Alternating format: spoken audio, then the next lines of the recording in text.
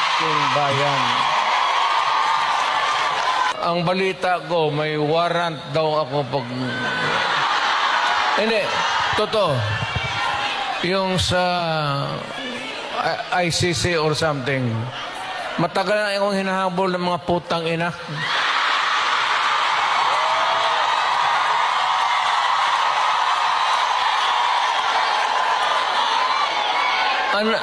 Ano man ang kasalanan ko,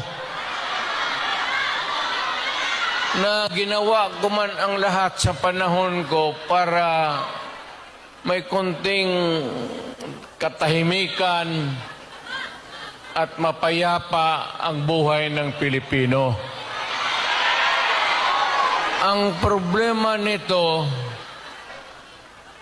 ewan ko kung ang tingin ng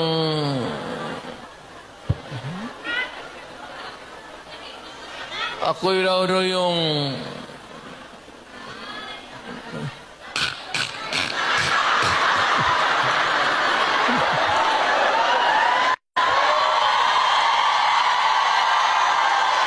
o ganito na lang. Ito ganito na lang. O sabi ko, assuming na totoo talaga yung naririnig ninyo, bakit ko ginawa yan? Para sa sarili ko?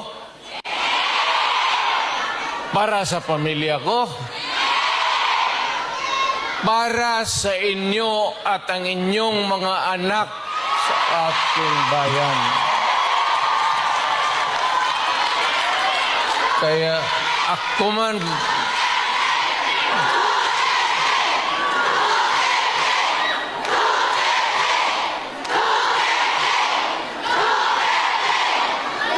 ang higain ko na lang sa inyo, total, kung ganito man talaga ang swerte ko sa buhay, okay lang, tatanggapin ko yan. Wala tayong magawa hulihin tayo kung ikulong tayo. Kaya lang,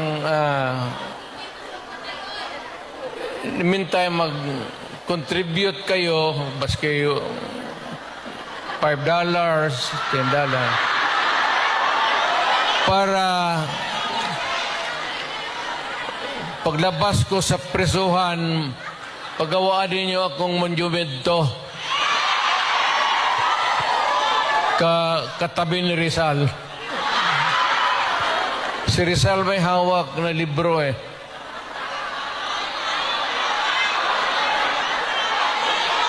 Akin.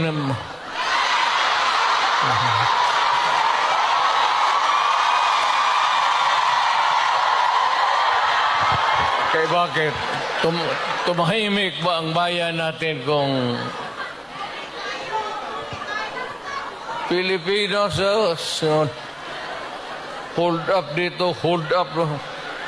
Wala nang ginawa ko ini. Tayo mga ayaw ng gulo, napipilitan tayo to confront evil because nandyan sa harap natin. Sino ba naman gustong pumatay? Putang inang yan.